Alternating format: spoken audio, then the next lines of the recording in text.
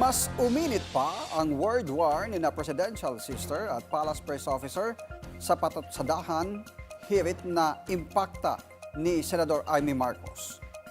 Bardagula na sa Politico Update ni Ivy Reyes. Sino kaya ang umano'y impakta sa Malacanang sa pagkondena ni Senator Amy Marcos sa ICC at pagpanig sa panawagan ng Amerika laban sa korte? Tila pasaring kay Palace Press Officer Claire Castro ang panibagong tirada ng presidential sister.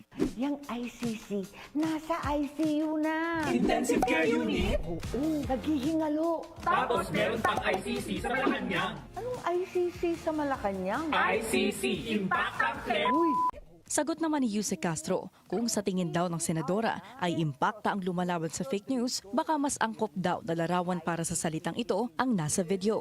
Kung sila ang nakapag-describe ng ganong salita, alam nila kung ano ang ibig sabihin nito, alam nila ang description ng salitang impakta. It takes one to know one. Dagdag pa nito, hindi siya sanay sa ad hominem. At ang korona ng pagiging impakta, wala raw sa Malacanang, kundi na sa Senado. Hindi natin kayang agawin ito mula sa kanila. Wala ako sa kalingkingan ni Senator Amy para sa ganyang klaseng description. Sila ay nasa maximum level. Tutol din ng Malacanang sa manifestation ni Senador Rodante Marcoleta na payagan sila ni Senador Jinggoy Estrada na lumahok sa impeachment trial dahil isa raw itong special treatment. At sa pahayag ni VP Sara na waste of time lang ang SONA, sagot ng palasyo, ang tunay na waste of time ay ang pagsagot sa mga pahayag ng bise na wala namang basihan.